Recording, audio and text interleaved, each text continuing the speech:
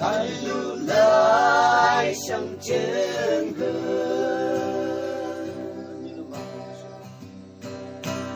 ，nhớ lơm hoang phẩm bờ sữa,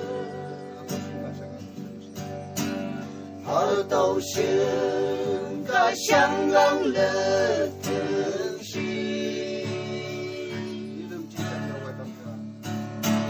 như làm chi trong mi ông ấy tâm sa, ngày từ ngày mong mong và ngày nhu nhớ,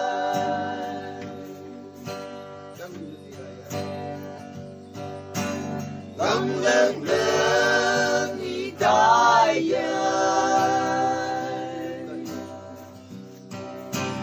như lâm ca đi ai siêu, si bờ mang câu giá câu hu si ma,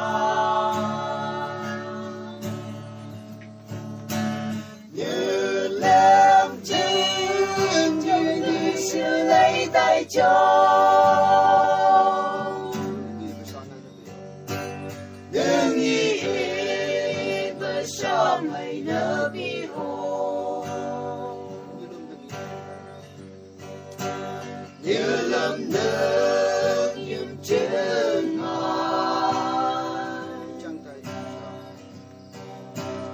trong tay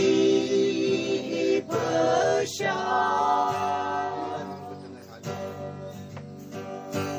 mà lại mong cả tương ai hà lý nhớ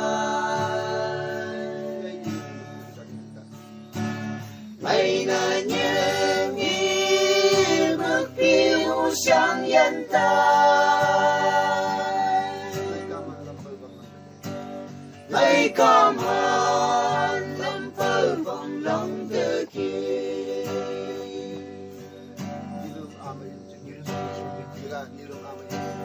như nương hoa mây dơm trường